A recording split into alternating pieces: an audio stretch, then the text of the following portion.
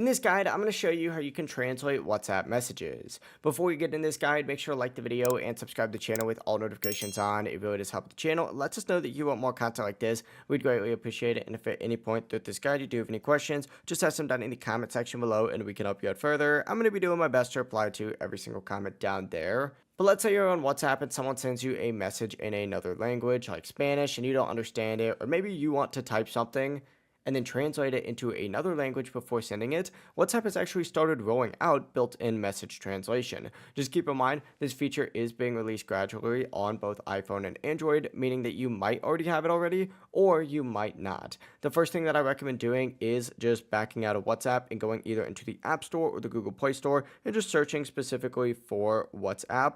Because when you do search this up, you'll see if you select WhatsApp Messenger if there is an update available. If there is, go ahead and update that. But if you still do not have the feature, what you're going to want to do is essentially just back out and go back into WhatsApp and find whatever message it is. For example, we'll just use this subscribe one and pretend it's in a different language. Essentially, just hold down on it and you'll see a translate option appear. If you tap that, the message will instantly translate for you. Obviously, if you don't have this option, it's not going to pop up, but you can still translate messages using your iPhone's built-in translator. If you want to translate the word you just typed, just select the text, swipe over the menu, tap translate, and from there you could choose whatever language you want to copy the translated text. And if someone does send you a message in another language, just press and hold the message, tap copy, paste it into the text field, and then select the text, swipe over, tap translate, and your phone will automatically detect the language and translate it instantly. So even if WhatsApp's built-in translation isn't available on your account yet, you can still translate messages easily with a couple of extra steps. But that is how you can translate messages on your iPhone or Android device. If this guide did help you out, make sure to like the video and subscribe to the channel with all notifications on. We'd greatly appreciate it.